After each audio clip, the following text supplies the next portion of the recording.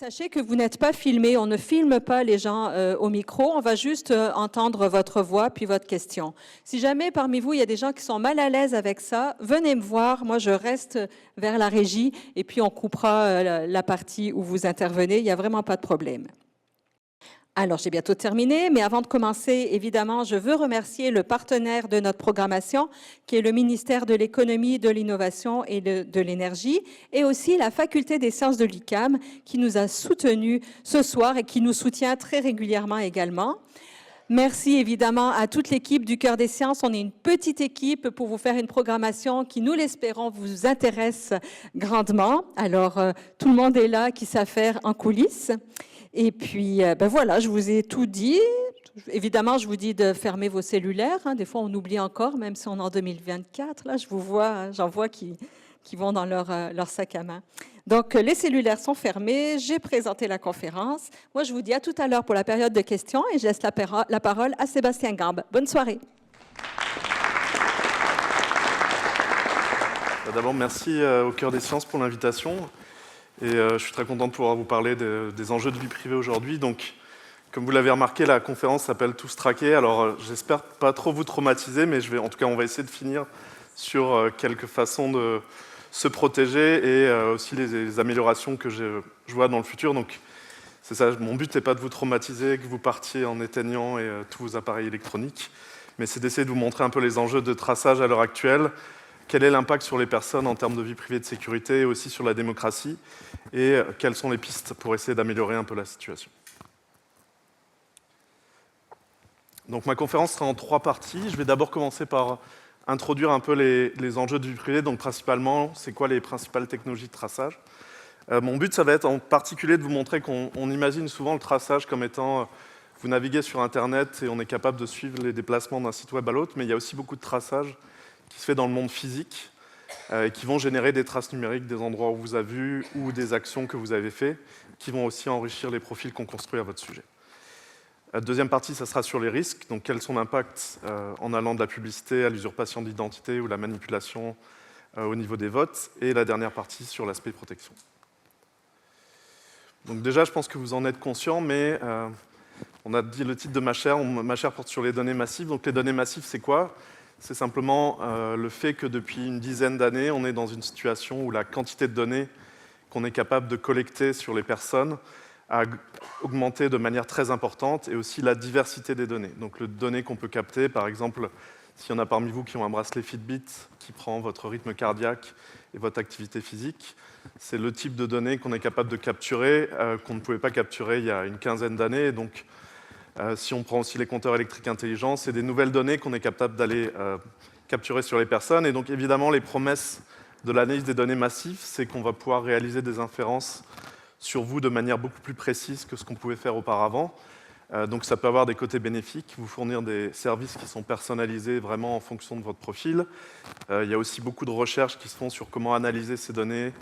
Par exemple, au niveau de la santé, comment est-ce qu'on peut analyser des liens entre des profils et des maladies. Si on a des gros volumes de données, on est capable de découvrir des choses qu'on ne pourrait pas faire avec des plus petits volumes. Donc il y a des bénéfices pour la société, mais il y a évidemment des risques aussi de traçage et de vie privée. Donc juste pour vous donner un exemple de ce qui se produit en termes de données massives. Donc les données massives, ça peut être des données de galaxies à l'autre bout de l'univers qui sont captées par des télescopes, mais la plupart du temps, quand on parle de données massives, c'est des données personnelles. Donc ça, c'est l'exemple du contenu qui est produit en 1 minute d'une journée. C'est des statistiques de l'année dernière. Donc vous voyez par exemple qu'il y a 747 personnes qui vont avoir noté leur séjour sur Airbnb, mais il y a aussi 41,6 millions de messages échangés sur WhatsApp, 6,3 millions de requêtes qui sont faites sur Google, il y a aussi des emails qui sont envoyés, des vidéos qui sont postées. Donc il y a beaucoup de contenus qui sont générés par les utilisateurs eux-mêmes à travers les plateformes numériques, et ça, c'est vraiment 1 seule minute d'une journée. Donc imaginez à la fin d'une année la quantité de données à laquelle ça correspond. Donc souvent, en fait, en tant qu'individu, on est conscient qu'il y a certains types de données qu'on doit éviter de partager, en particulier ce qu'on appelle des identifiants directs. Donc si vous allez dans un magasin et qu'on vous demande votre numéro de sécurité sociale, je pense que vous allez être choqué, vous allez vous demander pourquoi est-ce qu'on ferait cela. Et en général, c'est des données où la plupart du temps, tout le monde est conscient que c'est des données sensibles, parce que si on a deux bases de données où vous avez un identifiant direct qui est présent, ça va être très facile de croiser ces deux bases et de construire un profil agrégé de la personne. Mais à côté de ces identifiants directs, dans les données personnelles qui sont collectées à notre propos, il y a d'autres données qui peuvent sembler anodines, prises de manière séparée, donc ne pas caractériser votre identité d'une manière unique, mais qui, prises ensemble, sont comme un identifiant.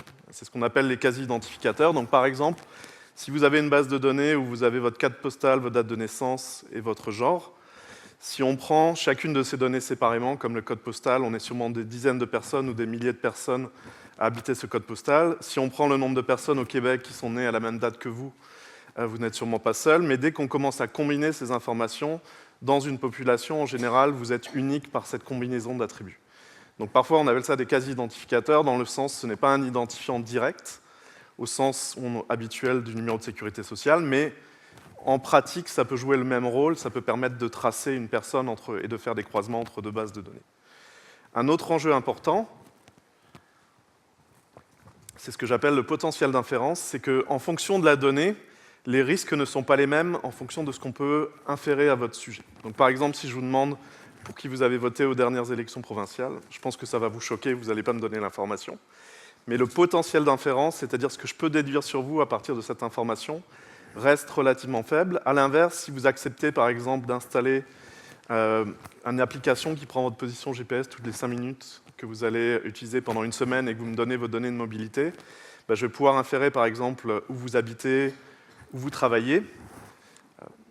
Et éventuellement, si vous êtes atteint d'un certain type de maladie, si par exemple vous allez de manière régulière visiter une clinique spécialisée dans ce type de maladie, je pourrais aussi inférer votre religion en fonction du lieu de culte que vous avez visité. Le type de restaurant où vous allez, le prix moyen du menu pourra peut-être nous révéler dans quelle catégorie de revenus vous êtes. Donc il y a beaucoup d'informations qu'on peut déduire des données de mobilité, et c'est là où le potentiel d'inférence de ce type de données est important. Donc si une compagnie collecte ce type de données et qu'il y a une fuite, une brèche de sécurité, l'impact sur les personnes sera beaucoup plus important que si le potentiel d'inférence est relativement faible. D'autres exemples de données avec un fort potentiel d'inférence, il y a par exemple les données génomiques. Les données génomiques, on est capable par exemple de prédire votre prédisposition à avoir certains types de maladies, on est capable de faire des statistiques sur votre origine ethnique, peut-être si vous êtes fait pour un métier ou un autre en fonction des caractéristiques physiques que vous allez développer. Donc il y a beaucoup de choses qu'on peut déduire des données génomiques. Ce qui est intéressant aussi avec les données génomiques, c'est que ça illustre un cas où souvent on a l'impression que la protection de la vie privée, c'est un choix individuel. Donc peut-être que certains parmi vous vont me dire « moi, j'ai aucun problème à partager mes données parce que je trouve que les services sont importants ». Mais dans le cas des données génomiques, si jamais vous donnez votre génome à séquencer à une compagnie, ça veut dire que le génome de vos parents et le génome de vos enfants sera aussi divulgué, au moins partiellement. Et donc c'est un cas où la vie privée devient plus un enjeu de groupe qu'un enjeu individuel. Sur les réseaux sociaux, il y a aussi des chercheurs qui ont montré que si vous avez par exemple un profil Facebook qui est privé, mais qu'on connaît le lien d'amitié, donc on connaît essentiellement les relations que vous avez sur le réseau social, on est capable de propager l'information, puis d'essayer d'inférer des choses sur vous à partir des informations que les autres personnes ont renseignées, même si vous n'avez rien mis sur le réseau social. Donc ce qui arrive souvent, c'est qu'on a tendance à être amis avec des gens qui partagent certains de nos centres d'intérêt, donc peut-être que c'est les personnes qui fréquentaient la même école où on était quand on était enfant, les personnes qui sont dans le même travail, la même association sportive. Donc si vous avez par exemple 4 amis qui sont des joueurs de volley, comparé à une personne au hasard dans la population qui en aurait un en moyenne, la probabilité que vous ayez vous-même cette caractéristique est beaucoup plus importante et on peut faire des inférences en utilisant le graphe social. Et donc juste pour vous dire un exemple, le fait de pouvoir séquencer le génome, vous avez peut-être déjà vu des compagnies comme Ancestry qui proposent ce type de service-là. Donc souvent vers Noël, on vous dit si vous voulez connaître vos origines ethniques et avoir... Donc c'était anciennement des compagnies qui fournissaient des services de généalogie, mais qui ont su s'ouvrir à d'autres marchés, entre guillemets, en proposant maintenant de tester aussi, de séquencer une partie de votre génome. Et donc souvent quand vous regardez les conditions d'utilisation de ces compagnies, vous allez payer 129 $ pour avoir des informations sur votre génome, donc votre prédisposition à certaines maladies ou les origines de vos ancêtres, mais souvent la compagnie se réserve le droit aussi de valoriser et de vendre ces données-là dans d'autres contextes. Donc peut-être que si elle le vend à votre compagnie d'assurance vie, votre prime d'assurance vie va augmenter parce qu'on aura collecté ces données-là avec votre profil, et donc on peut estimer le risque à développer certains problèmes de santé. Au-delà des traces qu'on génère, je dirais en donnant nos données à ces compagnies, comme par exemple quand vous allez sur Internet et que vous remplissez votre nom et prénom, votre adresse, il y a aussi toutes les traces numériques qu'on génère sans même implicitement, sans même avoir besoin de faire une action où on va rentrer les données. Donc par exemple, par le comportement de navigation, vous savez sûrement que quand vous allez sur Internet, on va vous demander par exemple sur un site web si vous acceptez d'installer ou non des cookies. Donc dans les types de cookies, il y a ce qu'on appelle les cookies primaires qui servent en général pour vous souvenir des préférences pour le site web, mais il y a aussi des cookies tiers qui servent à vous croiser entre différents sites. Il y a aussi des techniques de donc les compagnies qui font je dirais l'écosystème de la publicité ciblée est très complexe, mais en général, il y a beaucoup d'inventivité sur les manières de tracer les personnes. Donc il y a aussi des techniques qu'on appelle les pixels espions. Essentiellement, c'est une image qui est dans une page web qui est toute petite, donc que vous ne verrez pas, mais en fait, quand vous allez télécharger la page web, vous allez aussi aller récupérer l'image sur un serveur qui va savoir que telle personne derrière telle adresse IP est allée visiter ce site web-là. Donc c'est simplement une façon de vous tracer. Une autre manière de vous tracer, c'est ce qu'on appelle l'empreinte de navigateur. Là encore, quand vous allez vous connecter à un site web, votre navigateur va dire j'ai par exemple un Mac avec telle taille d'écran, je suis dans telle zone horaire, je parle français, donc je voudrais du contenu en français, j'ai tel plugin qui sont installés, telle extension qui sont installés dans mon navigateur. Et donc si on fait la combinaison de toutes ces informations-là, ça vous rend unique. Et donc même si vous avez effacé les cookies, il y a des façons de vous tracer par ces techniques d'empreinte de navigateur. Si vous êtes intéressé par savoir comment ça fonctionne, il y a un site qui s'appelle MIUnique. Donc il y a aussi une version française qui essentiellement va vous dire parmi tous les systèmes d'exploitation, vous êtes un utilisateur de Mac, donc vous êtes unique juste à partir de cette caractéristique à 10% dans la population. Puis si on combine ça avec d'autres informations, vous arrivez. Donc là, on m'a dit que par rapport à tous les profils qui étaient vus, donc environ 2 500 000, mon navigateur est unique dans la base de données correspondante. Une autre façon de tracer les gens, je suis désolé, l'image est un peu floue, c'est par le traçage dans le monde physique. En particulier, on a des compagnies qui fournissent ce qu'on appelle de l'analytique d'activité physique. Donc c'est extrêmement simple. Vous savez sûrement, si vous avez un téléphone, que votre téléphone va émettre en permanence des informations pour se connecter, par exemple, au réseau Wi-Fi. Donc le cas d'usage classique, c'est vous allez dans un centre commercial et le centre commercial aimerait être capable de comprendre comment les gens vont se déplacer d'une boutique à l'autre. Ou par exemple, dans un supermarché, quelqu'un qui a visité tel rayon a tendance à aller visiter tel autre rayon. Et donc ça peut se faire simplement en suivant les informations émises par votre téléphone au niveau des signaux Bluetooth ou des signaux Wi-Fi. Donc ça ne demande pas que vous installiez une application particulière, ça utilise juste le fait que souvent votre téléphone va aussi émettre ce qu'on appelle l'adresse MAC, qui est une sorte d'identifiant unique, qui va permettre de vous tracer dans vos déplacements dans le centre commercial. Une autre façon de vous tracer, qui est beaucoup plus insidieuse, c'est par ce qu'on appelle les balises ultrasoniques.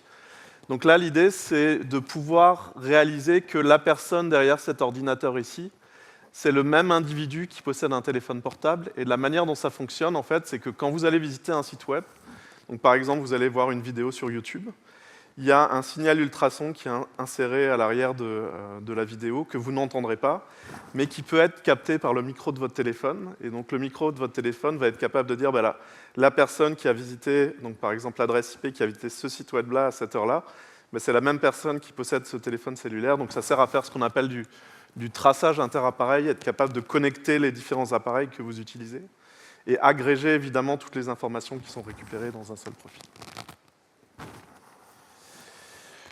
D'autres types de traces numériques, ça peut être par exemple, ça c'était le projet de Google d'avoir des lunettes Google. Donc, je ne sais pas si vous vous souvenez, l'idée c'était d'avoir des lunettes où il y avait une caméra qui était capable d'analyser en temps réel ce que vous êtes en train de voir. Mais comme je disais, d'autres types d'appareils qu'on a aussi, c'est les bracelets de santé qui permettent de mesurer les signaux de santé et parfois la position GPS. Et on a aussi des compteurs électriques intelligents qui vont mesurer juste de manière beaucoup plus fine que simplement une fois par mois votre consommation. Donc juste pour vous donner un exemple de ce qu'on peut inférer avec un compteur électrique intelligent, si on prend votre consommation électrique toutes les minutes ou toutes les 5 minutes, on va être capable de reconnaître par exemple quand vous vous levez le matin et que vous allumez votre bouilloire. Donc essentiellement, chaque appareil électroménager a une signature électrique qui est reconnaissable, donc on va même éventuellement être capable de déduire quel type d'appareil vous allez avoir. Donc par exemple, quand vous allez démarrer votre machine à laver, la signature qu'elle va avoir va être différente d'une machine à l'autre, et donc en fonction du profil de consommation électrique, on pourrait inférer le type d'appareil que vous avez et quand les activités se font dans la maison. Donc à la base, on installe un compteur électrique intelligent pour améliorer la manière dont on gère le réseau électrique, mais il y a aussi des risques si n'importe qui a accès à ces données personnelles sur ce qu'on peut inférer sur le foyer et l'activité dans le foyer. Un autre type de risque, c'est aussi parfois par les objets connectés de type jouets connectés. Donc essentiellement, je ne sais pas s'il y en a parmi vous qui ont des enfants ou des petits-enfants qui ont un jouet connecté, mais le principe, c'est que votre enfant peut parler à ce jouet et le jouet va lui répondre. Mais en fait, la reconnaissance de la parole n'est pas faite dans le jouet lui-même. Le modèle d'affaires de quasiment tous ces objets-là, c'est ce qui est enregistré et envoyé au serveur de la compagnie à distance en utilisant votre connexion Internet par votre box. Donc vous allez voir en particulier que si votre box ne fonctionne pas, en général, ces jouets-là ne vont pas fonctionner. Donc tout ce qui est capté, c'est un peu comme si votre enfant se baladait avec un micro dans votre maison. Tout est envoyé à la compagnie à distance. Et souvent aussi, ce qui arrive, c'est que ces objets connectés, les compagnies n'ont pas forcément investi beaucoup de ressources dans la sécurité numérique. Donc le niveau de sécurité de ces objets est souvent 10 ans en arrière comparé à celui des téléphones ou des ordinateurs. Parce qu'en général, le but, c'est de vous offrir un objet connecté qui ne coûte pas trop cher, qui offre une fonctionnalité qui intéresse les personnes. Donc souvent, c'est des produits qui sortent très rapidement, sans forcément avoir eu la sécurité comme étant un des enjeux principaux. Donc voilà, le droit à la vie privée, c'est essentiellement le droit d'essayer de contrôler les données et les traces numériques qu'on a. Je voulais juste vous mentionner que, contrairement à d'autres droits, c'est un droit qui est relativement jeune. Donc à la base, c'est un droit qui est apparu aux États-Unis à la fin du 19e siècle, donc en 1890. C'est là qu'on a un texte dans une revue de droit qui s'appelle le droit à la vie privée. Et donc à l'époque, ça coïncide avec l'apparition de la photographie. Et donc essentiellement, ce droit a émergé, non pas à cause de technologies numériques à la fin du 19e siècle, mais simplement parce qu'il commençait à y avoir du journalisme à sensation, où les photographes allaient prendre des photos de politiciens et de gens célèbres dans leur maison ou dans des contextes sans leur consentement. Et donc c'est à ce moment-là que les gens ont commencé à se dire peut-être qu'il faudrait commencer à encadrer la manière dont le type d'informations qui nous concerne sont pris et gérés. Ce droit est garanti dans la Déclaration des droits de l'homme. Donc en 1948, principalement le droit à la vie privée, c'était le droit qu'on ne vienne pas regarder ce qu'on fait dans notre famille, dans notre domicile, ou qu'on n'ouvre pas nos courriers papier. Et évidemment, dans le contexte du numérique, je voulais juste mentionner qu'il y a eu une mise à jour essentiellement il y a 2 ans au niveau du Québec sur la loi sur la vie privée. Donc le titre de la loi, c'est « Modernisant les dispositions légales sur la protection des renseignements personnels ». Et dans ce nouveau cadre de loi, donc quand on viendra dans la partie protection, on voit qu'il y a des nouveaux droits qui apparaissent aussi pour essayer de donner plus de contrôle aux individus sur leurs données et aussi des nouveaux garde-fous sur la manière dont les entreprises gèrent les données. Et en Europe, on a aussi un texte qui a eu beaucoup d'impact, je dirais, sur la manière dont les autres pays ont mis à jour leur législation, qui est le règlement européen sur la protection des données. Donc voilà pour la première partie qui était essentiellement comment on est tracé. Après, quels sont les risques si jamais nos données ou nos traces numériques tombent entre de mauvaises mains? Donc juste pour vous dire que, de mon point de vue, la protection de la vie privée, c'est un aspect de la sécurité informatique parmi d'autres. Donc souvent, en fait, un chercheur en cybersécurité, plutôt que de vous parler de vie privée, va vous parler plutôt d'autres propriétés comme la confidentialité. Donc la confidentialité, c'est est-ce que quand j'envoie un message sur Internet, on peut s'assurer qu'un attaquant externe qui écoute le canal de communication, donc qui par exemple va attraper le message, ne pourra pas le déchiffrer et apprendre son contenu. On a aussi tout ce qui est intégrité, c'est est-ce qu'on peut vérifier qu'une information dans une base de données, donc par exemple au niveau d'une banque, est-ce qu'on peut s'assurer que le compte bancaire n'a pas été trafiqué, que les informations sont valides? Est-ce qu'on peut aussi authentifier les personnes avant de leur donner accès à certaines ressources? Et la troisième propriété, qui est la disponibilité, où essentiellement ce qu'on aimerait, c'est que le service soit disponible, même s'il y a beaucoup de personnes qui se connectent, ou même s'il y a une attaque qu'on appelle de déni de service, c'est-à-dire vous avez des attaquants qui contrôlent les ordinateurs aux 4 coins de la Terre, qui essayent de faire beaucoup de requêtes à votre site web pour que le serveur ne soit plus capable de gérer les requêtes. Donc la vie privée, c'est, je dirais, une quatrième propriété qu'on peut vouloir assurer dans les systèmes. Et une des choses que je voulais aussi mentionner, c'est que souvent on a tendance à les opposer. Donc on va dire, si vous voulez avoir de la vie privée, essentiellement, il faut renoncer à la sécurité. Ou si vous voulez avoir de la sécurité, il faut renoncer à votre vie privée. Donc là, j'ai mis un exemple d'une publicité à Londres où dans tous les bus, il y a maintenant une caméra qui a été installée. Puis le slogan, c'est qu'on nous dit qu'on va être en sécurité sous des yeux alors watchful qui nous observe, ou je ne sais pas quelle est la bonne traduction. Attentif.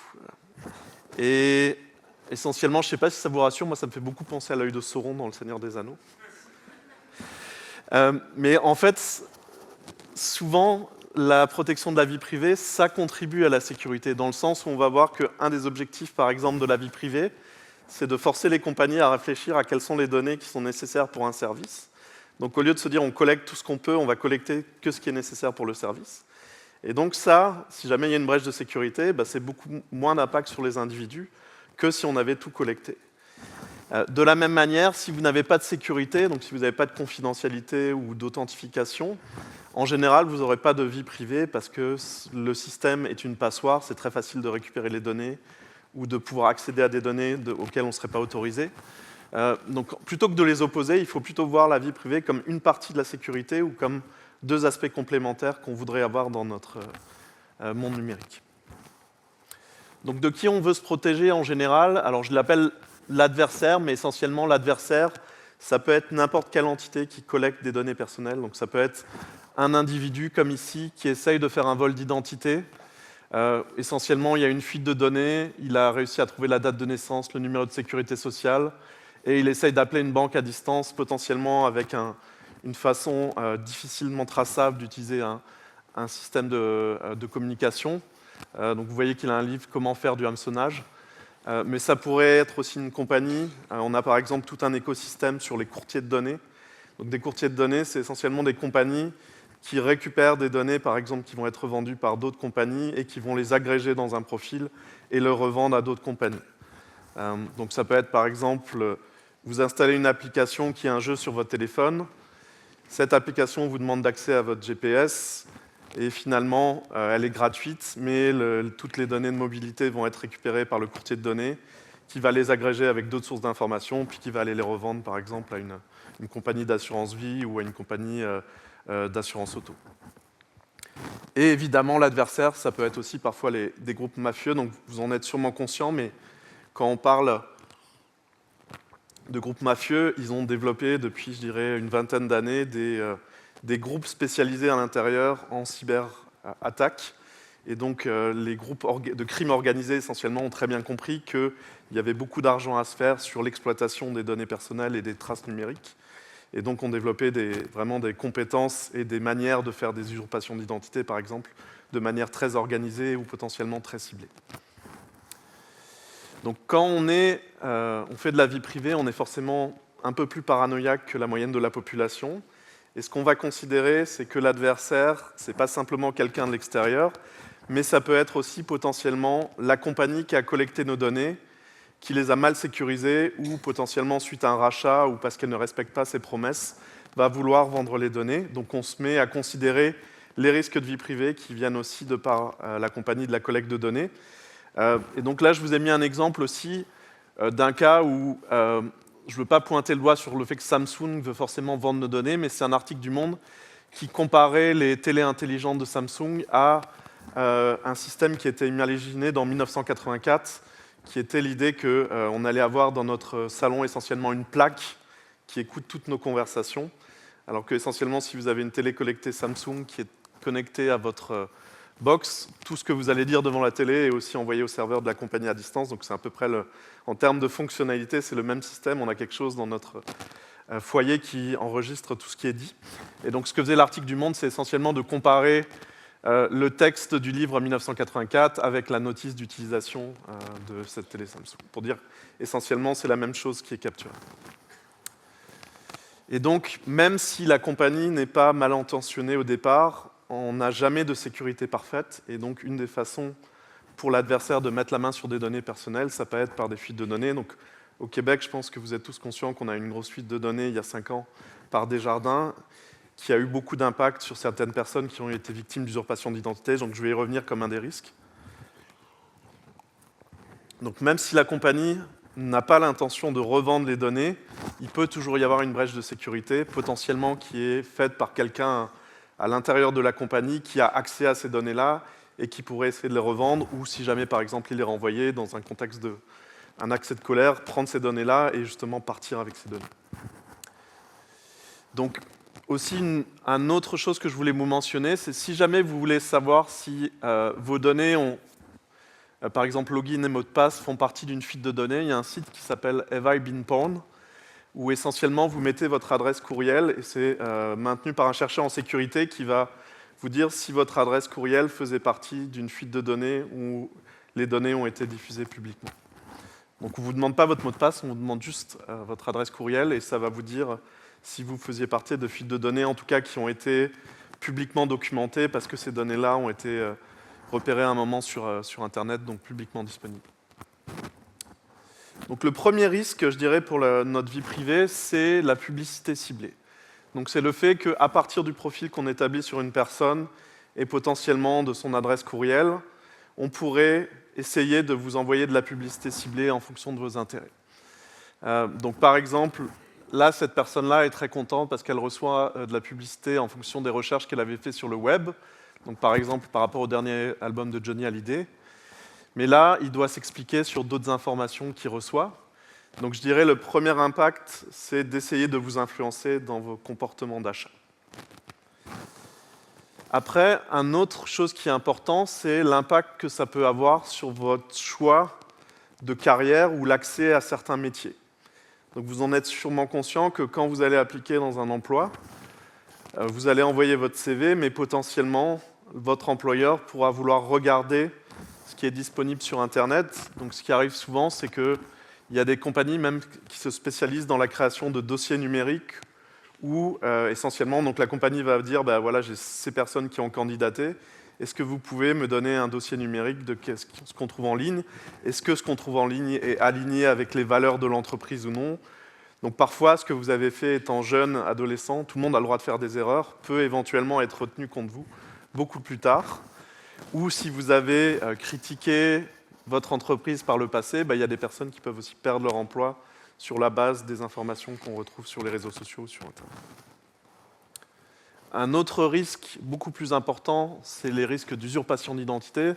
Donc je l'ai mentionné tout à l'heure, mais si par exemple votre date de naissance, votre adresse, puis des informations personnelles fuitent, c'est typiquement le type de données qui peut être utilisé pour essayer de usurper votre identité auprès d'une banque ou auprès d'autres entités, faire un prêt en votre nom, et là, essentiellement faire un virement, et là vous vous retrouvez à devoir dépenser beaucoup de ressources pour prouver que ce n'est pas vous qui avez fait ce prêt.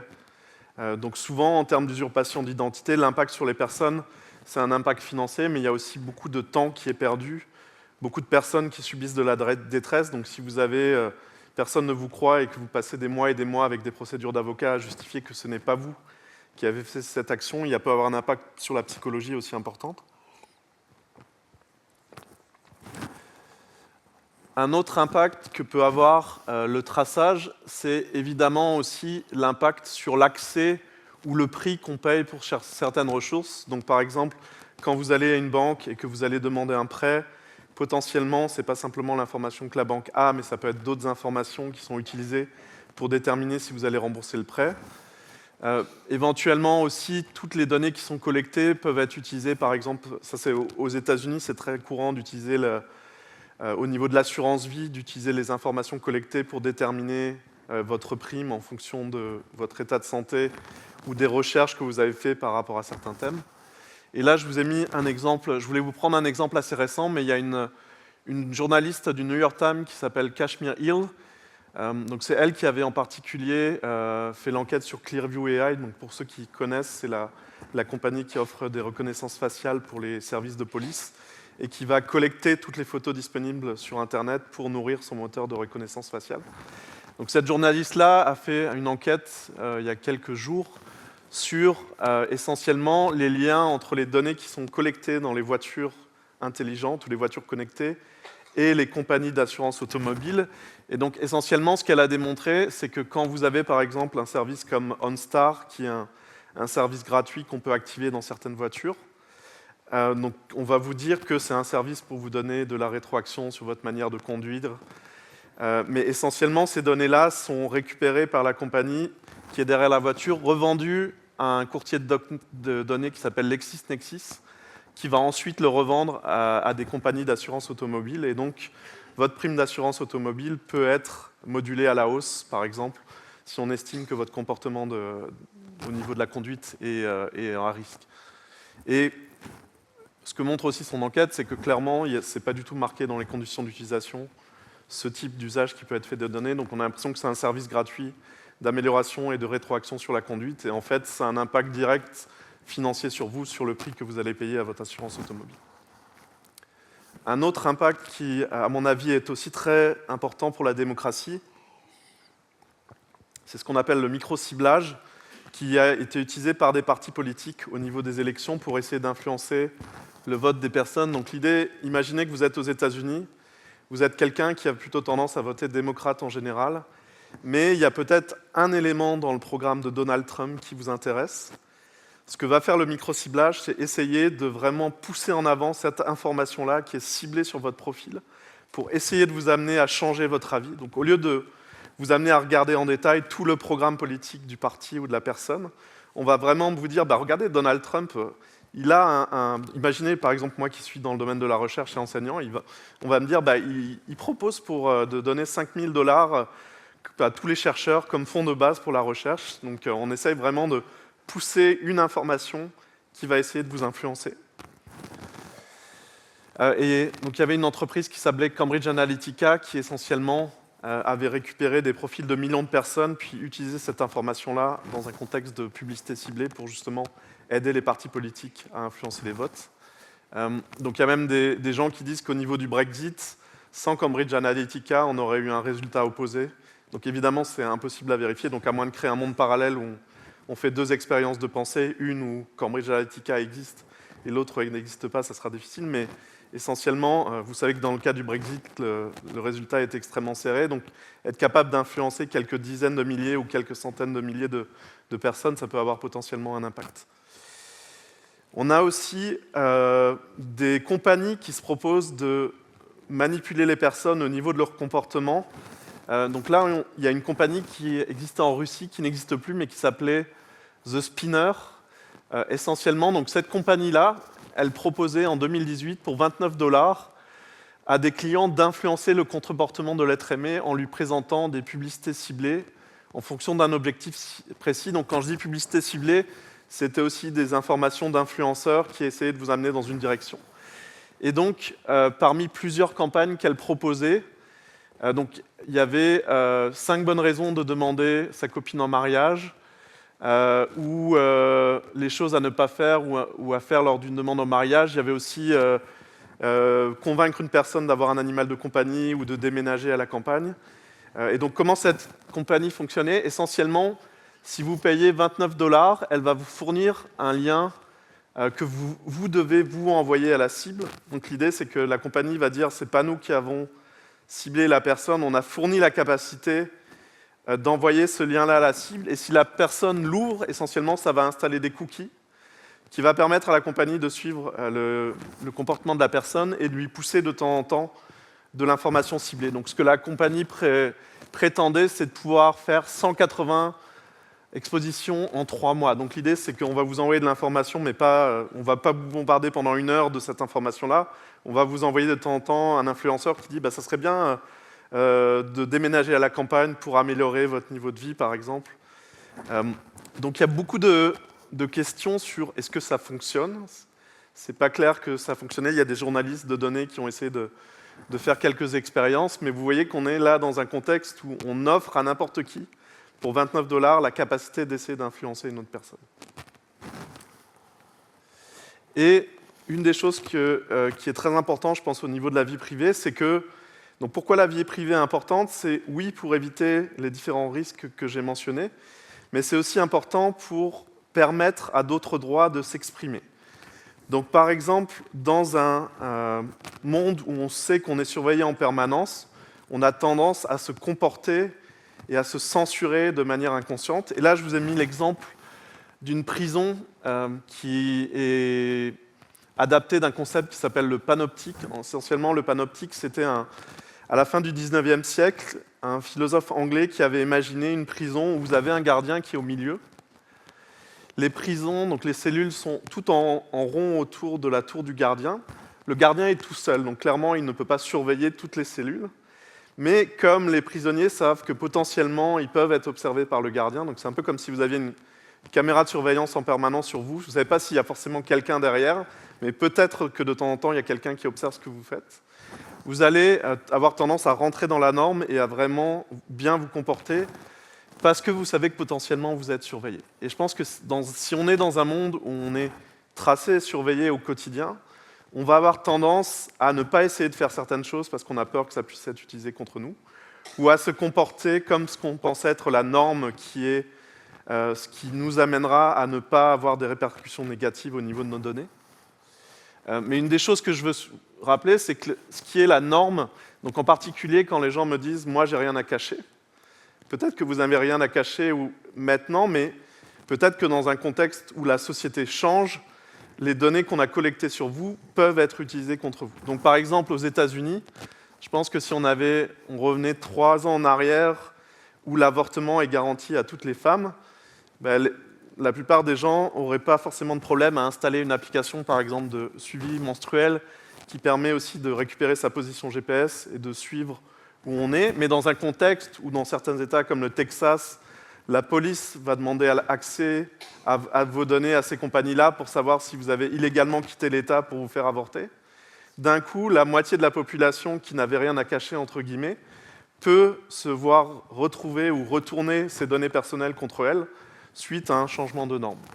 Donc c'est juste pour vous dire l'argument de « je n'ai rien à cacher », je pense que c'est dangereux parce que dans un contexte où peut-être supposons qu'un jour le Québec ou le Canada, on passe d'une démocratie à un contexte beaucoup plus dictatorial, on ne sait pas qu'est-ce qui va arriver dans 20 ans ou 30 ans. Toutes ces données-là pourraient aussi être utilisées pour essayer de savoir si telle personne est susceptible d'être un dissident par rapport au pouvoir en place.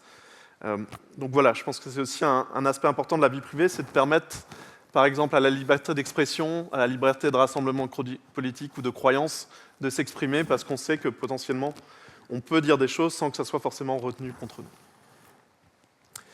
Et un phénomène que je voulais mentionner aussi en vie privée, c'est que souvent, ce qu'on observe, c'est ce que les gens appellent le paradoxe de la vie privée. C'est simplement que si vous faites un sondage auprès des gens, est-ce que la vie privée est importante pour eux? La plupart des gens vont dire oui. Mais quand on observe les comportements des personnes, souvent les gens sont prêts à donner beaucoup de données pour un petit avantage matériel. Donc là, c'est un cartoon. Essentiellement, on demande à une personne « Est-ce que vous êtes prêt à ce que vous implante un tag RFID, une étiquette RFID ?» Donc la personne est outragée. Mais là, on lui demande et si jamais ce tag RFID fait aussi téléphone cellulaire, caméra digitale et lecteur MP3, est-ce que ça te va? Et là, la personne change complètement d'avis. Un autre enjeu, je pense, avec la vie privée, c'est que, contrairement à, par exemple, si vous êtes victime d'un cambriolage chez vous, où il y a vraiment un aspect physique, quelqu'un est rentré chez vous, vous a volé des objets matériels, un des enjeux qu'on a souvent, c'est que les données, ça reste des choses abstraites et virtuelles. Et donc, par exemple, tant qu'une personne n'a pas été victime d'une usurpation d'identité, certaines personnes ne vont pas se rendre compte de quels sont les risques de divulguer une certaine donnée ou le risque de ne pas avoir de contrôle sur ces données. Donc un des enjeux, je pense, en vie privée, c'est que les données étant virtuelles, souvent les risques pour les personnes sont très loin d'eux, à moins qu'ils aient été victimes eux-mêmes d'une usurpation d'identité ou de quelque chose qui va les impacter de manière importante. Donc comment est-ce qu'on peut protéger notre vie privée? La dernière partie de ma présentation. Donc, la chose que j'essaye de dire, c'est que essentiellement, on a un triangle de 3 acteurs qui doivent agir sur notre vie privée. Donc il y a l'individu lui-même, mais je pense que c'est mettre beaucoup de poids sur les épaules des personnes, de leur dire « c'est à vous de faire quelque chose pour améliorer votre vie privée ». Donc oui, la personne est une pièce du puzzle, mais essentiellement, ça doit aussi passer par des régulations sur la vie privée, donc une intervention de l'État, et par des changements de comportement au niveau des compagnies. Et donc, juste pour vous mentionner, au niveau de la vie privée, comme tout droit, s'il n'y a pas une entité qui garantit qu'on peut faire respecter ce droit, ça reste souvent un droit qui n'est pas utilisé en pratique. Donc on a la chance, dans la plupart des pays, en tout cas des démocraties, d'avoir ce qu'on appelle une autorité de protection des données qui est en charge de s'assurer que la législation sur la vie privée et ce droit fondamental est respecté. Donc au Québec, on a la Commission d'accès à l'information. Au niveau fédéral, on a aussi le commissaire à la vie privée, et c'est essentiellement les garants de ce droit-là. Donc, je vous ai mentionné tout à l'heure qu'il y a une mise à jour en 2021 de la loi sur la vie privée au Québec. D'ailleurs, où il y a différentes étapes, où chaque année, essentiellement en automne, on va y avoir de plus en plus d'obligations sur les compagnies, mais une des choses qui est apparue avec ce changement de législation, c'est par exemple ce qu'on appelle des évaluations des facteurs relatifs à la vie privée. Donc essentiellement, c'est ce qu'on appelle aussi la vie privée par conception, où toute compagnie essentiellement qui collecte des données pour vous fournir un service doit maintenant faire une analyse des risques en termes de vie privée, un peu comme elle devait faire une analyse en termes de sécurité, et essentiellement essayer d'identifier les risques et de mettre en place des mécanismes de protection. Donc en particulier, elle doit essayer de réfléchir à quelles sont les données qui sont nécessaires pour le service et ne collecter que ces données, c'est ce qu'on appelle la minimisation de données. Elle doit essayer de vous fournir un contrôle sur vos données personnelles. Donc souvent, ça passe par exemple par les réglages de vie privée. Quand vous allez dans un certain site, puis on vous dit est-ce que vous acceptez d'installer ce type de cookie ou non, ou est-ce que vous acceptez de donner ce type d'information ou pas, ou que ce type de données doit être effacé. Ça passe aussi par le consentement explicite, où on vous explique la nécessité ou l'objectif de la collecte de données. Et ça passe aussi par une imputabilité au niveau de la loi sur ce que la compagnie doit faire pour sécuriser vos données. Donc en particulier, une compagnie qui collecte vos données, si elle investit $0 sur la sécurité informatique et qu'il y a une fuite de données, le montant d'amende qu'elle va devoir payer est potentiellement beaucoup plus important que si elle a pu montrer qu'elle a respecté les bonnes pratiques en termes de sécurité. Une autre chose qui amène les compagnies à changer les comportements, et c'est un peu malheureux, c'est évidemment l'impact potentiellement financier d'une amende. Donc, au Québec, la loi vient d'être mise à jour. Donc, à ma connaissance, on n'a pas encore de cas où on a des millions ou des milliards de dollars d'amende, mais la mise à jour de la loi permet d'avoir des amendes beaucoup plus importantes. Mais au niveau européen, je voulais vous donner un exemple où, avant la mise à jour du règlement européen, essentiellement, le montant maximum des amendes qu'on pouvait donner en France, c'était, je pense, 100 000 ou 200 000 euros. Donc là, il y a un exemple où la CNIL a prononcé une amende de 100 000 euros contre Google pour le service Street View. Donc c'est essentiellement les voitures qui passent et qui prennent des photos haute résolution. Alors à l'époque, c'était pas à cause des photos qui étaient prises que Google a une amende, puisqu'essentiellement, vous avez dû voir sous Street View que souvent on floute les visages.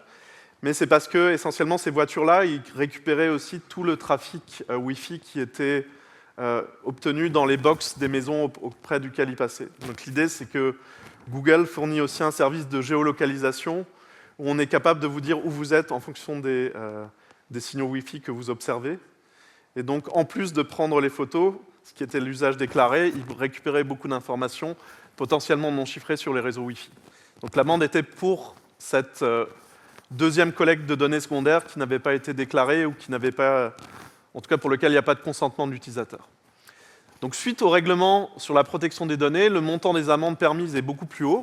Donc là, le règlement européen, il est devenu effectif en 2018. Là, on voit déjà en 2019 qu'on a des montants de 50 millions d'euros. Donc ce que j'ai oublié de dire tout à l'heure, mais ce qui doit être évident pour vous, c'est que 100 000 euros pour une compagnie comme Google qui a des milliards de chiffres d'affaires, c'est une goutte d'eau. Donc si vous êtes une compagnie, ça va vous coûter beaucoup plus d'argent d'essayer de mettre en place des mécanismes de vie privée et de sécurisation que les 100 000 euros. Donc à l'époque où les montants d'amende étaient très faibles, à part le risque éventuellement sur la réputation de l'entreprise, si l'entreprise essaye de raisonner en termes de risque et de coût, le montant d'amende est relativement faible, donc il n'y avait pas vraiment d'incitatif à mettre à jour les pratiques. Mais là, on est arrivé, par exemple, en 2023, où il y a des situations où les amendes qui sont mises à des acteurs du numérique sont plutôt de l'ordre de milliards de dollars. Donc là, on voit que ça peut potentiellement avoir un impact parce que le coût financier est beaucoup plus important. Donc ça, c'est aussi un incitatif qui amène les entreprises à changer leurs pratiques. Une chose qu'on peut faire aussi au niveau individuel, c'est utiliser ce qu'on appelle des technologies d'amélioration de la vie privée. Donc, par exemple, au niveau des moteurs de recherche, il y a un moteur qui s'appelle DuckDuckGo, qui essentiellement vous dit que c'est le moteur de recherche qui ne vous espionne pas. Donc, contrairement au moteur de Google, ce qu'il va faire, c'est que vous allez passer par Ce service-là, il va faire la requête à votre place. Donc du point de vue de Google, on ne saura pas quelle est la personne derrière cette requête-là. Donc il va faire la requête à Google à votre place et il va vous renvoyer le résultat. Il agit comme un intermédiaire entre votre ordinateur et le moteur de recherche de Google. Et il efface les données, les requêtes qu'il a fait. Donc évidemment, il y a une grosse question quand même sur comment est-ce qu'on peut vérifier en pratique ce qu'il fait réellement. Donc peut-être que c'est la NSA qui a mis en place un programme de surveillance en disant « Venez par mon portail, ne vous inquiétez pas, il n'y a rien ». Mais en tout cas, on voit qu'il y a des entreprises qui ont des modèles, en tout cas on essaie d'offrir des meilleures garanties en termes de vie privée.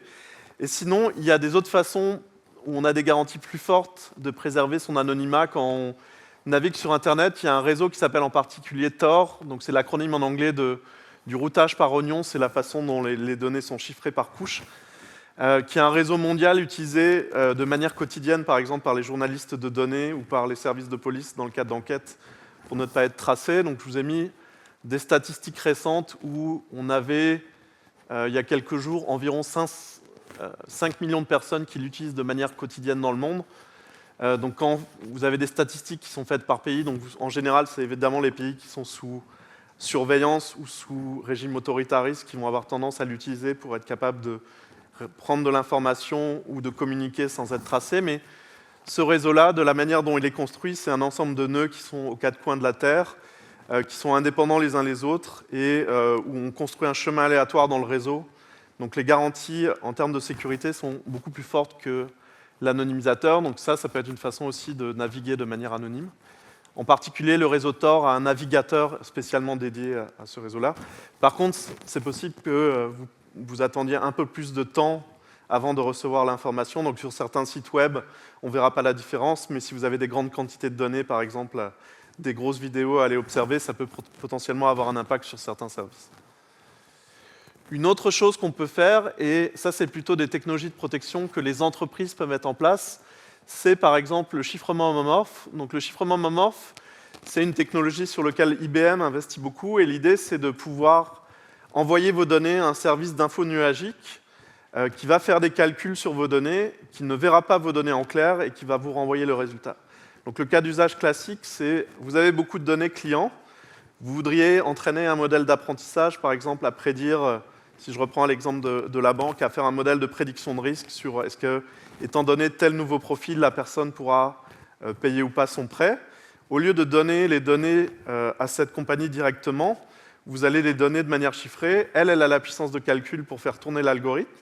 Elle va faire le calcul, mais elle ne verra pas du tout les données. Elle va vous renvoyer le résultat et vous avez la clé qui permet de le déchiffrer. Donc ça, c'est un exemple de technologie qu'une compagnie pourrait mettre en place pour dire moi, contrairement à d'autres services d'info nuagique, j'investis dans la vie privée, donc ça devient parfois un démarqueur commercial en disant j'offre cette technologie-là, envoyez-moi les données de manière chiffrée, je vais faire le calcul à votre place, je vais vous renvoyer le résultat, mais je ne verrai pas les données en clair. Donc c'est un peu magique, mais c'est comment calculer sur des données chiffrées sans voir le résultat, et seule la personne qui a la clé secrète qui avait envoyé les données au départ pour avoir le résultat final. Et donc pourquoi IBM investit là-dessus ? C'est une façon de dire, en tant que fournisseur d'info nuagique, envoyez vos données sensibles pour une compagnie chez moi, chiffrées. Moi, je pourrais vous aider à créer des modèles de calcul ou des modèles d'apprentissage dessus, mais je ne verrai pas mes données, donc il n'y a pas de risque que vos données fuitent. En tout cas, pas de mon côté, puisque je ne les aurais pas vues en clair. Une des autres choses qu'on peut faire au niveau individuel, alors j'ai juste voulu rappeler des choses qui sont sûrement évidentes pour beaucoup d'entre vous. Une des choses qu'on doit faire, évidemment, c'est au niveau personnel, essayer de garantir que votre ordinateur soit protégé par un mot de passe et que ce soit un mot de passe qui ne soit pas simplement votre nom et prénom ou votre date de naissance concaténée à votre prénom. Faire des mises à jour régulières, donc tout ce qui est une hygiène numérique au niveau de la sécurité, ça contribue aussi à diminuer les risques de fuite de données. Installer un antivirus, installer un coupe-feu personnel, configurer les 30 vieilles de telle manière à ce que si vous quittez votre ordinateur quelques minutes, ça se met automatiquement en veille avec une demande de mot de passe. Les choses que je conseille d'éviter, mais que parfois les entreprises vont vous proposer d'installer, c'est tous les logiciels qui permettent d'accéder à distance au poste de travail. Donc dans un contexte de pandémie et de télétravail, il y a beaucoup de compagnies maintenant qui ont tendance à avoir un système où vous avez quelqu'un de du service de technologie de l'information de votre entreprise qui, à distance, va demander l'accès à votre ordinateur pour, si jamais vous avez un problème, pour corriger le problème. Mais souvent, ce type de logiciel-là, ça veut dire que si quelqu'un arrive à trouver une faille, il aura essentiellement un accès à toutes vos données comme un administrateur. Donc, si vous pouvez éviter d'installer ce type de logiciel, je pense, imaginez que vous êtes en télétravail 4 jours par semaine et en présentiel 1 journée par semaine. Allez plutôt le jour où vous êtes en présentiel voir la personne responsable au niveau de la sécurité ou du système d'information plutôt que d'installer ce type de logiciel-là. Et puis, on peut aussi demander le mot de passe pour certaines fonctionnalités d'un ordinateur, donc activer et regarder quels sont les réglages de vie privée qu'on offre au niveau de votre ordinateur ou des services numériques que vous utilisez. Une autre chose qu'on peut faire, c'est quand on communique avec des gens, c'est utiliser ce qu'on appelle le chiffrement de bout en bout. Donc essentiellement, c'est une façon de chiffrer les données où les données ne sont que chiffrables et déchiffrables d'un bout à l'autre. Donc un cas concret, c'est si vous utilisez WhatsApp, vous pouvez demander d'activer le chiffrement de bout en bout. Donc ça veut dire que la compagnie elle-même qui vous fournit le fait de transmettre vos données, elle verra vos données, mais seulement de manière chiffrée. Et c'est simplement vos amis, vos interlocuteurs dans le groupe WhatsApp qui verront les données en clair. Donc ça permet par exemple, si un service de police ou un service secret demande à la compagnie d'accéder aux données, en fait, toutes vos données sont chiffrées. Vous êtes le seul à avoir la clé avec vos interlocuteurs. Donc c'est quelque chose qui, depuis les révélations de Snowden, sont offerts par plusieurs compagnies comme étant une façon d'essayer de dire on se préoccupe de votre vie privée. Un autre sujet en ce moment dans lequel il y a beaucoup de discussions que je voulais mentionner, c'est aussi l'anonymisation. Donc là, on n'est pas dans un contexte où vous êtes en train de naviguer en ligne ou de faire une action en temps réel, mais on est plutôt dans un contexte où il y a des données qui ont été collectées et on aimerait ouvrir les données. Donc par exemple, on a des données de santé et on se pose la question comment est-ce qu'on peut anonymiser ces données-là avant de les publier, de telle manière à ce qu'on ne retrouvera pas les données d'une personne en particulier, mais qu'il y aura quand même assez d'informations utiles pour qu'on puisse trouver des liens, par exemple, entre des profils et des maladies.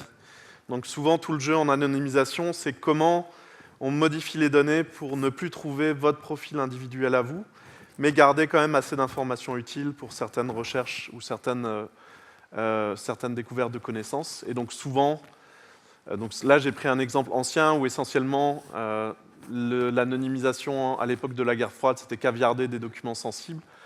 Mais ça peut prendre la forme de rajouter du bruit, d'enlever des informations sensibles au niveau du contexte numérique. Et donc, en général, on a le compromis entre protection de la vie privée et utilité dans ce contexte. Donc, souvent, ça peut être parce qu'on souhaite publier des données. Donc, un exemple que je vous ai mis ici, c'était une compétition qui avait lieu où un opérateur téléphonique au Sénégal avait ouvert les données de mobilité. Donc, vous savez sûrement que votre opérateur téléphonique sait où vous êtes par la position de votre téléphone par rapport à une antenne, donc ça c'est quelque chose qui est nécessaire pour transmettre les appels. Mais si jamais il garde les traces des antennes où on vous a vu, on est capable de faire une idée assez fine de comment vous vous déplacez dans une journée. Et donc là, ce que proposait ce challenge, c'était les données pour le développement. C'était essentiellement d'ouvrir ces données-là à des groupes de chercheurs pour des projets de recherche. Et quand on regarde les résultats, il y avait des analyses, par exemple, de mobilité qui permettent de dire peut-être qu'on devrait installer un bus sur ce trajet-là, parce qu'il y a beaucoup de personnes qui partent le matin de cette zone et qui vont à telle autre zone. Il y a des gens qui avaient développé des modèles de propagation d'épidémies, déjà à l'époque, c'était il y a plus de 10 ans. Donc on voit qu'il y a des usages bénéfiques pour la société de l'analyse de ces données-là, mais toute la question, c'est comment est-ce qu'on peut les modifier pour garantir qu'on ne trouvera pas les déplacements de Sébastien Gams dans ces données-là, mais simplement les déplacements de sous-groupes de la population en général. Un autre cas d'usage de l'anonymisation, c'est le changement de finalité par rapport à la collecte initiale. Donc légalement, quand une entreprise collecte vos données et qu'elle demande votre consentement pour un service, elle n'a pas le droit de l'utiliser pour un autre service qui n'était pas directement dans les conditions d'utilisation. Mais si jamais elle arrive à anonymiser les données, essentiellement, c'est comme si ces données-là ne sont plus des données personnelles. Et donc, pour une compagnie, ça permet aussi de valoriser ou de faire d'autres services sur ces données-là en limitant les risques en termes de vie privée. Et un troisième cas d'usage, c'est si jamais on a une obligation légale d'effacer les données après un certain temps. Donc on est dans une situation où soit au départ on a les vraies données brutes, on a toute l'utilité, toute l'information, soit après quelques temps, certaines données ont été effacées, on n'a plus rien. L'anonymisation, ça peut être un compromis entre les deux. On a gardé une partie de l'information, mais on a essayé de l'anonymiser pour éviter de retrouver une personne en particulier. Et sur les enjeux futurs qui sont aussi beaucoup reliés à la vie privée, je vous l'ai mentionné, les données massives et l'intelligence artificielle. Donc vous savez sûrement que beaucoup des données qui vont être utilisées pour entraîner des modèles d'apprentissage, qui vont permettre de faire des inférences très précises sur les personnes. Donc ce qu'on dit parfois, c'est que dans certains contextes, le système connaît plus d'informations sur vous que vous n'en connaissez sur vous-même.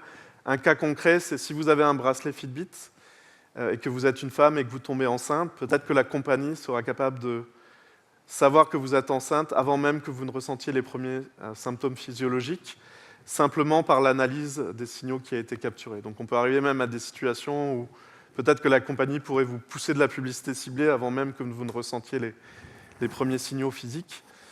Donc évidemment, toute cette collecte de données et le fait qu'on croise les données ensemble, ça augmente les risques de vie privée. Une des choses qui est aussi importante, c'est quand on parle de données massives, souvent on est aussi dans un contexte où parfois les gens disent on veut faire parler les données, donc on a collecté beaucoup de données, on ne sait pas trop quelle est la question scientifique ou le problème qu'on veut résoudre, mais on va explorer ces données en espérant voir des phénomènes émerger, des choses qu'on voudrait comprendre. Et donc dans ce contexte-là, en fait, c'est très difficile d'expliquer à une personne comment on va utiliser ces données. On ne sait pas forcément à l'avance toutes les analyses et tous les usages des données. Donc le consentement perd en efficacité dans le sens où si je vous dis donnez-moi vos données, je vais faire des analyses de données massives, donc je vais faire plein de croisements. Je ne peux pas vous dire à l'avance quels vont être les croisements. Donc quelle est la validité d'un consentement dans un contexte aussi large? C'est beaucoup plus faible. Comme je disais, les inférences sont plus fines. Et aussi, une des choses importantes, c'est que donc même si la loi vous donne un droit à l'effacement au niveau des compagnies, donc la mise à jour au Québec, par exemple, vous dit que si vous voulez quitter une compagnie, vous avez le droit de demander à ce que cette compagnie efface vos données. Mais vous en êtes sûrement conscient qu'au niveau de l'Internet, s'il y a une base de données qui a été mise en ligne, même si on se rend compte qu'il y a des enjeux de vie privée une journée plus tard, sûrement il y a déjà des copies qui sont faites aux quatre coins du web. Et malheureusement, l'architecture d'Internet est telle qu'on ne peut pas appuyer sur un bouton magique et effacer toutes les copies qui sont partout sur Internet. Donc oui, on peut demander à une compagnie d'effacer nos données, et si elle suit la législation, elle va devoir faire ça, mais ça ne garantit pas que toutes les copies des données vont être effacées. Et c'est d'ailleurs pour ça que parfois les gens parlent plutôt, dans certains contextes, de droit au déréférencement.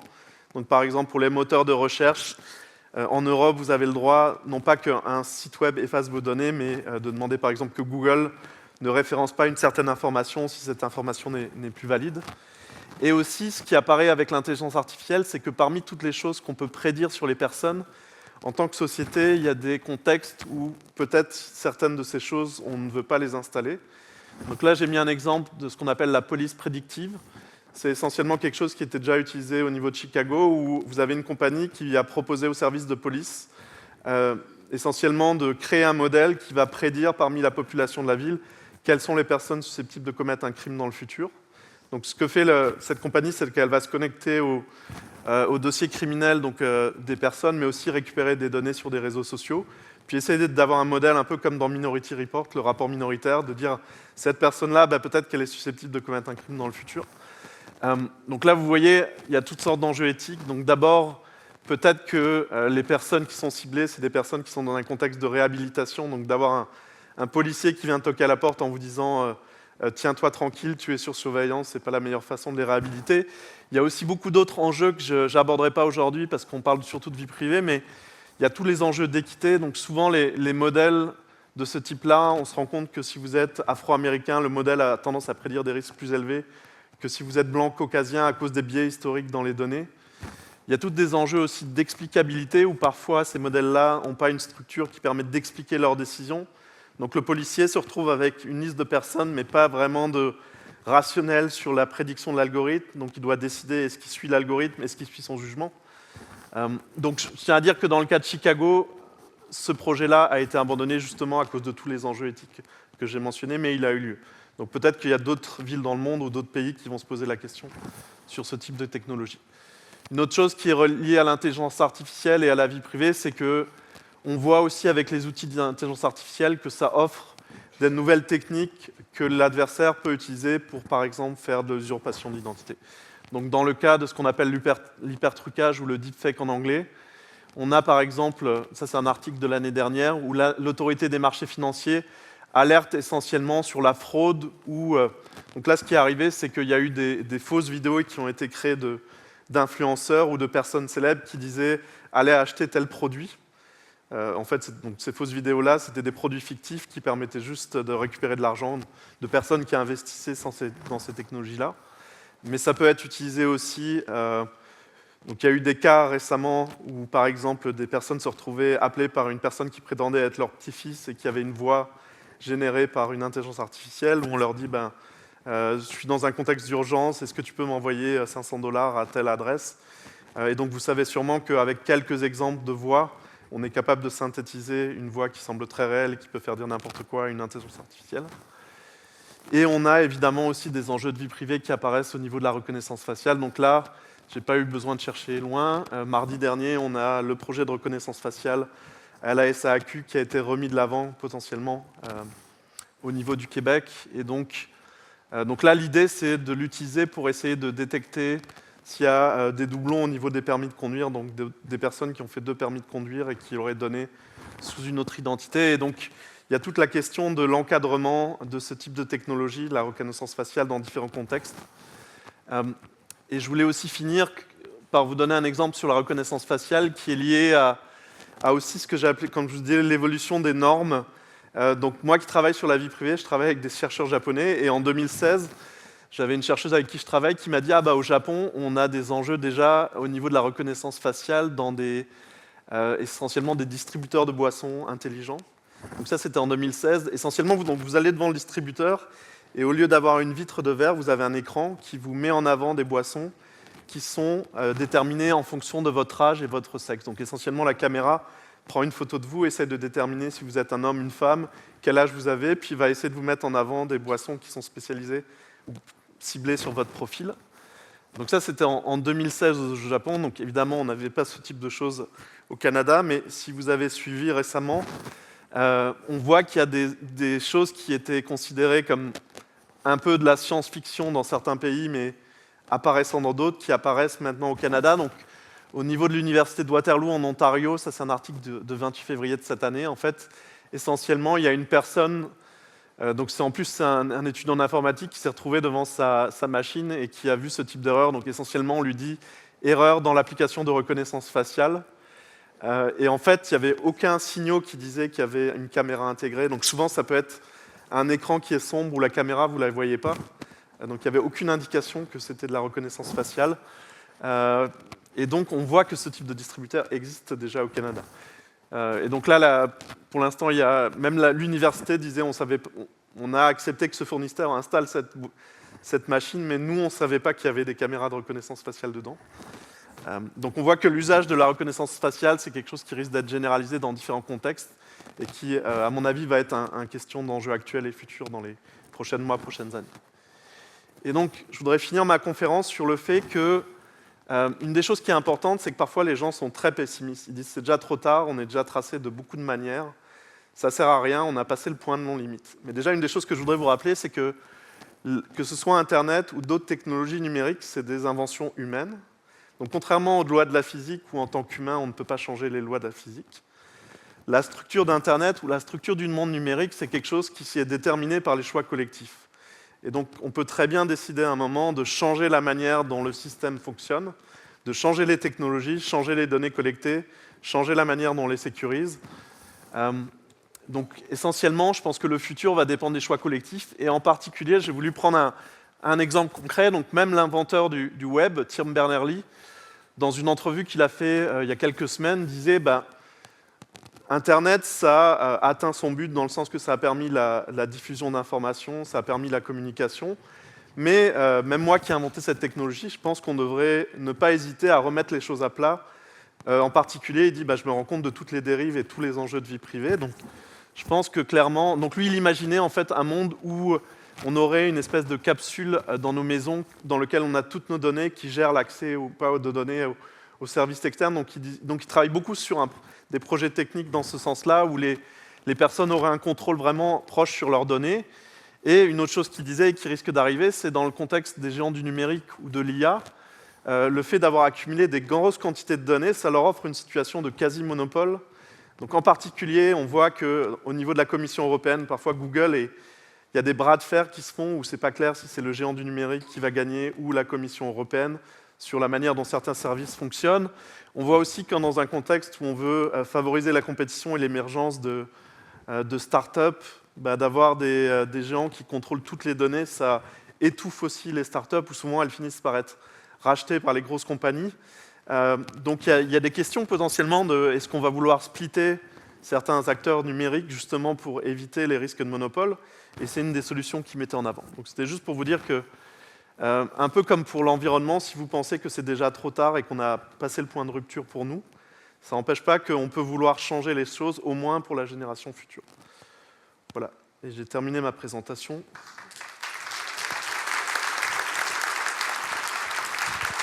Merci beaucoup.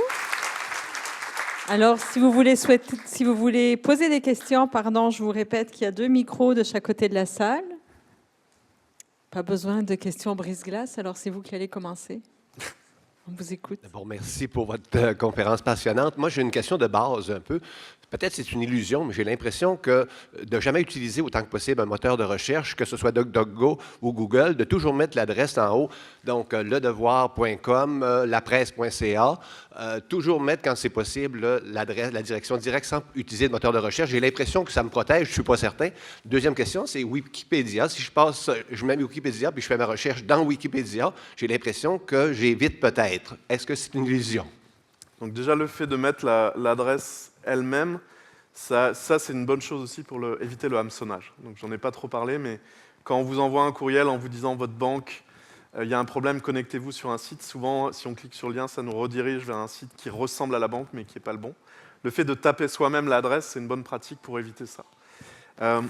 Donc ça peut être effectivement une bonne pratique, mais il y a quand même beaucoup de contextes où si on ne connaît pas à l'avance le site web où on va trouver l'information pertinente, le moteur de recherche reste quand même le meilleur moyen. Donc si vraiment on suit juste quelques sites, mais si jamais par exemple je prends mes étudiants dans un cours où je leur donne un devoir sur un certain sujet, ils ne savent pas forcément quel est le site web dans lequel ils doivent se connecter. Donc là c'est difficile peut-être que Wikipédia n'aura pas la réponse forcément de quel site consulter.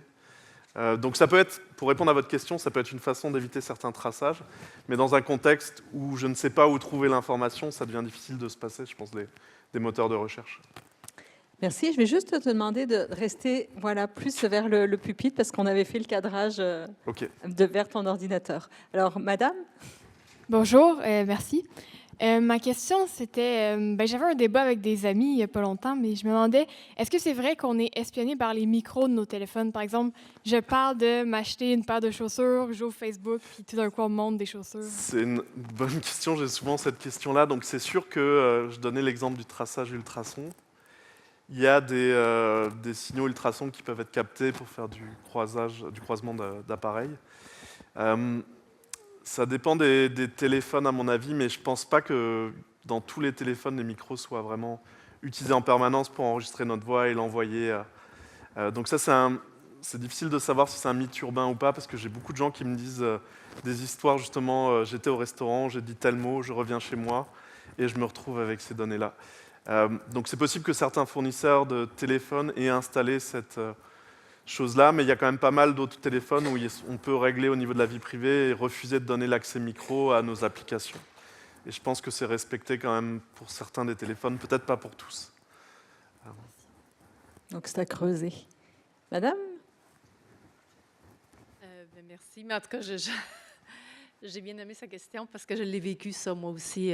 C'est pas ça ma question, là, mais de parler de quelque chose avec ma fille dans l'auto, arriver chez moi, j'avais une petite recherche à faire dans Google, puis bang! La chose dont on avait parlé était là. C'était un drôle de hasard. Ma question, c'est le téléphone, le cellulaire. Moi, j'essaie de toujours garder seulement le mode voice et j'allume mon LTE quand j'ai une recherche à faire. Je préfère beaucoup utiliser mon laptop chez moi qui est pas en Wi-Fi, mais qui est câblé et tout. Donc, j'essaie d'être sécuritaire avec le hardware, si on peut dire. Est-ce que c'est une bonne façon de faire? Et l'autre chose, c'est quand on se met en mode avion, quelqu'un me disait qu'on est quand même repérable, Donc, traçable. donc ce que vous faites, en tout cas, ça permet de limiter les traces, le fait d'allumer que quand vous avez besoin de faire des recherches. Après, il y a donc même en mode avion, effectivement, il y a des signaux qui sont quand même émis de manière régulière, mais beaucoup moins par le téléphone. Je pense que c'est surtout des signaux Bluetooth ou Wi-Fi pour éventuellement voir s'il y a quand même un réseau proche, même si on ne se connecte pas. Donc globalement, tout ce que vous faites permet de limiter les risques, mais il y a quand même le fait, par exemple, que votre opérateur téléphonique a besoin de savoir où est le téléphone pour pouvoir relayer les appels. Moi, juste le voice, c'est quelle antenne Ouais. où je me... Mais donc ça limite en tout cas, je dirais, la surface de données qui est collectée, puis ça limite les risques. Donc, Merci. Monsieur? Oui, bonsoir, merci beaucoup. J'ai peut-être 2 questions, si je puis me permettre. La première, c'est la plupart des navigateurs permettent d'avoir navigation privée, qui est une option pour ouvrir une fenêtre. Est-ce que ça sert à quelque chose ou est-ce que c'est un leurre complet? Et ma deuxième question, c'est j'ai installé récemment un VPN sur mon ordinateur, justement pour prévenir éventuellement des fuites d'informations, et je remarque que je n'ai pas toujours accès à l'endroit où je veux aller. Est-ce qu'il y a des sites qui rejettent d'emblée ma connexion, justement parce que j'utilise un VPN? Donc pour la première réponse, en fait, essentiellement quand vous mettez en mode privé, ce qui se passe, c'est que quand votre navigateur va se connecter à un site web, il dit « je ne veux pas être tracé ». Mais est-ce que c'est efficace ou pas, ça va dépendre si la compagnie derrière le site web respecte effectivement ça ou non.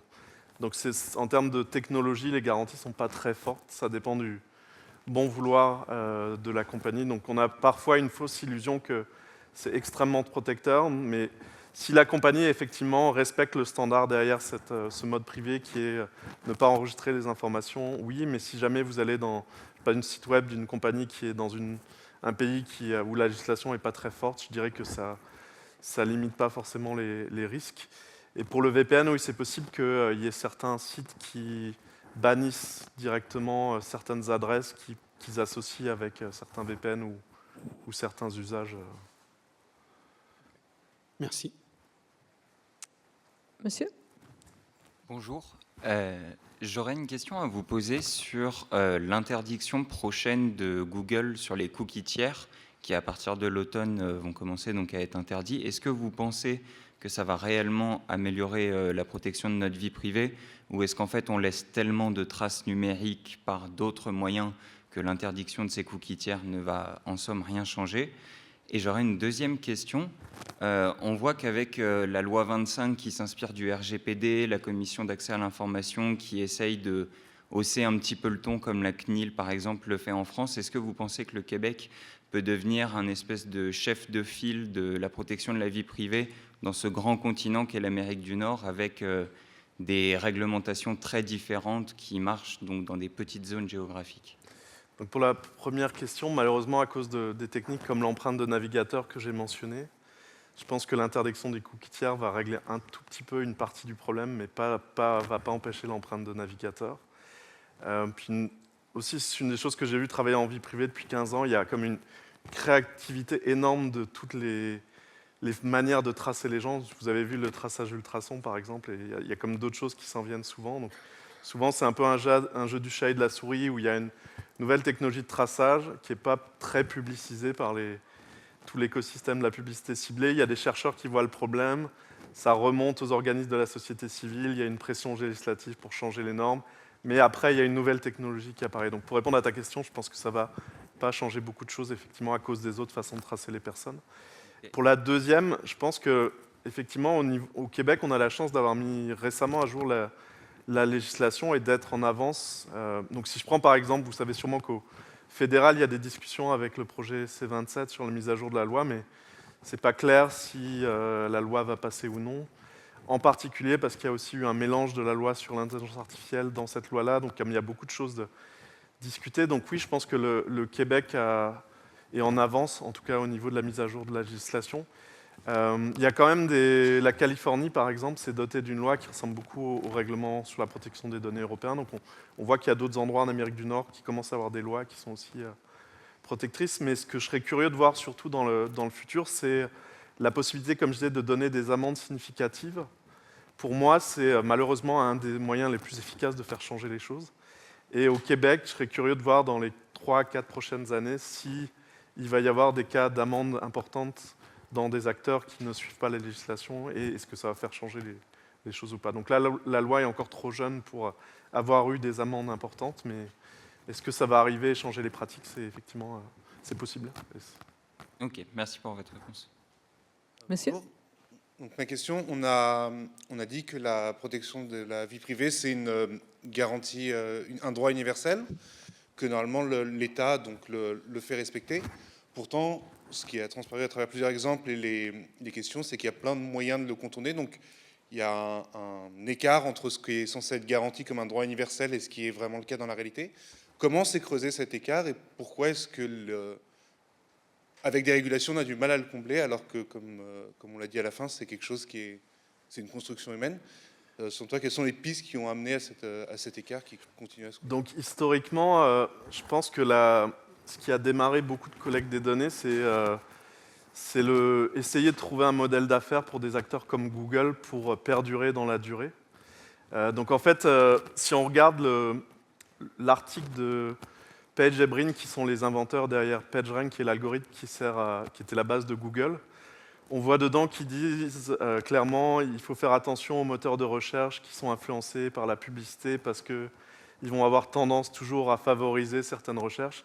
Mais finalement, je pense que pour survivre, Google a fini par développer toute une stratégie de publicité ciblée. Et quand je dis Google, c'est les acteurs du numérique. Depuis les débuts des années 2000, on a l'impression que c'est des services gratuits, mais en fait, on paye indirectement avec nos données et la publicité ciblée.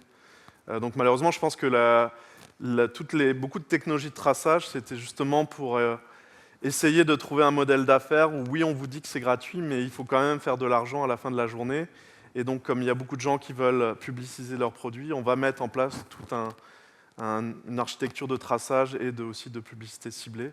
Puis après, on voit les autres usages qu'on a eus, comme le fait que certains des profils sont revendus à des compagnies d'assurance automobile ou d'assurance vie, par exemple. Donc, une fois que toutes ces données sont collectées, en plus de la publicité ciblée, on peut les revendre à d'autres compagnies qui vont adapter leur prix en fonction de ces choses-là. Je ne sais pas si ça répond à la question.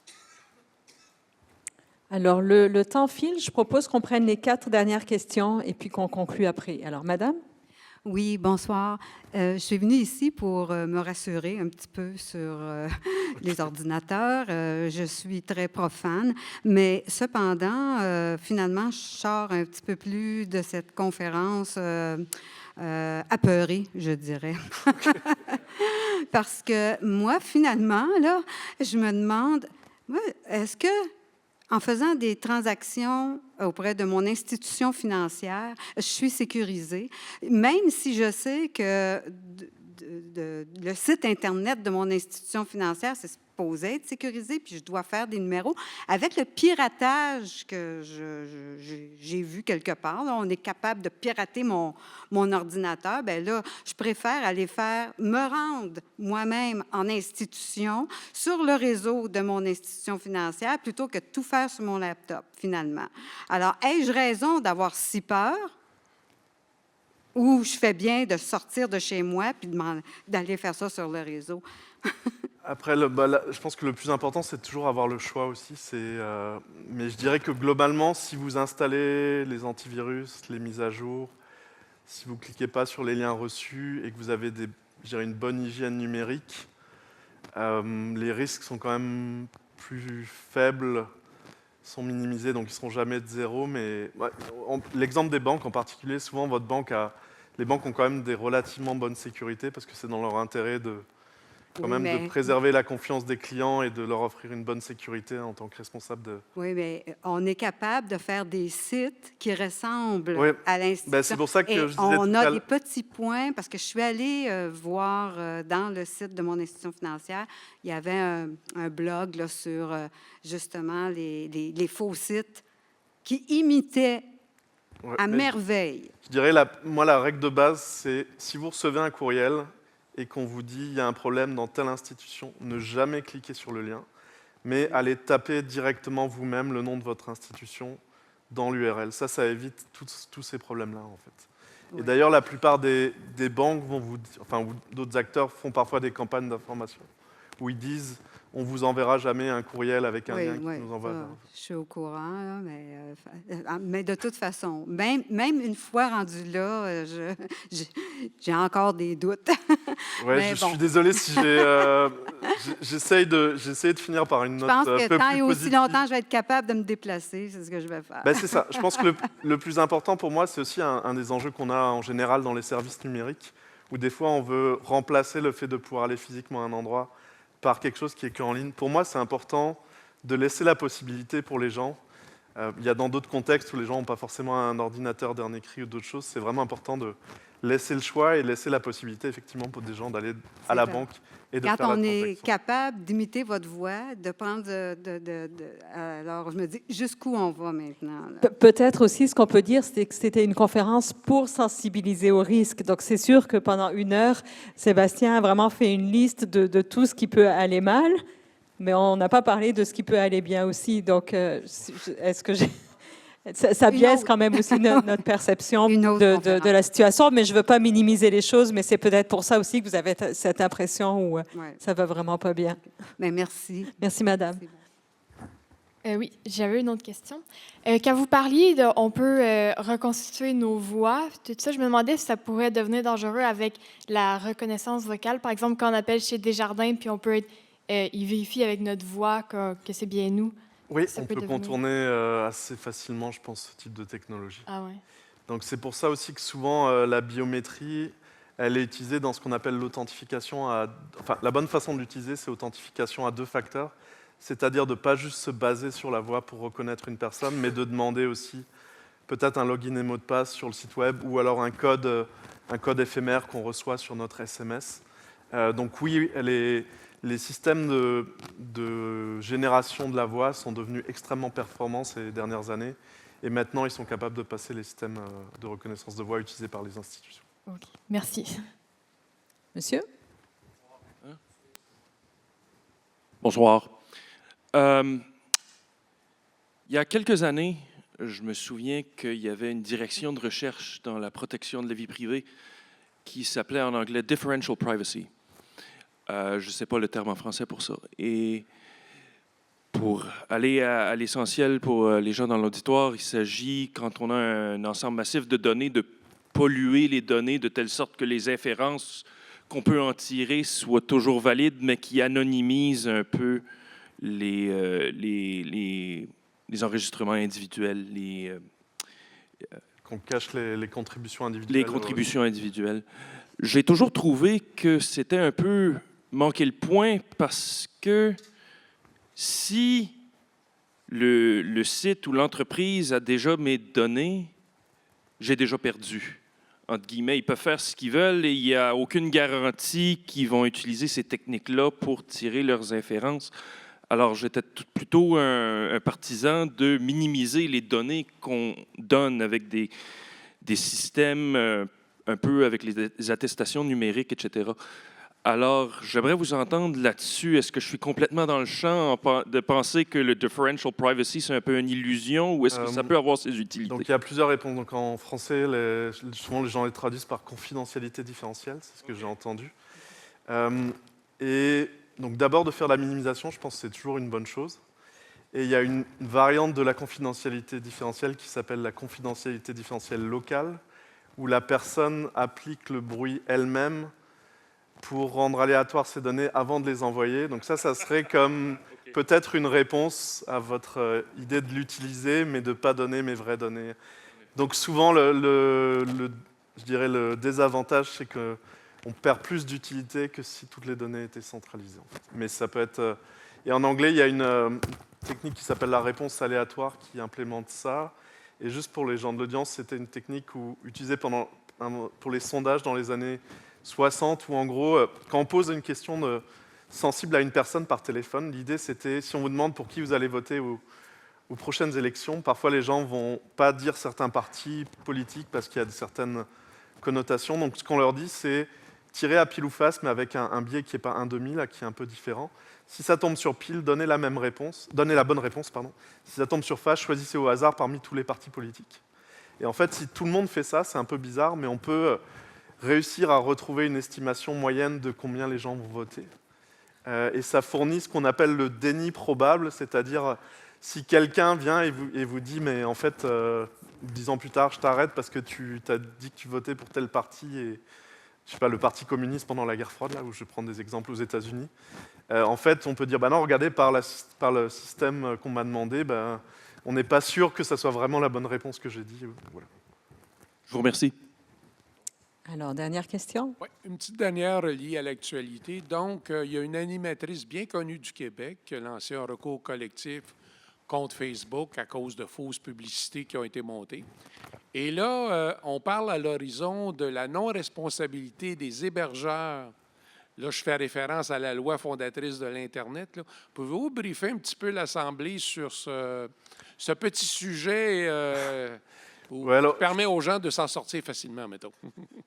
Ouais, je ne connais pas tous les détails de ce cas-là, mais en gros, il y a des gros débats en ce moment sur quelle devrait être la responsabilité des plateformes. Donc souvent, je pense que ce que vous voulez dire, c'est que les plateformes vont dire « nous, d'après la loi, on est juste des hébergeurs, on n'est pas responsable du contenu, donc on est des intermédiaires entre une personne qui produit un contenu, donc une vidéo, et la personne qui va le regarder, et on se dédouane. » Mais clairement, je pense aussi bien dans ce cas-là, mais aussi dans des contextes où on a des vidéos choquantes ou des fausses affirmations, il y a beaucoup de remises en question de ce principe où c'est facile de dire on fait juste héberger, on ne fait aucun filtrage.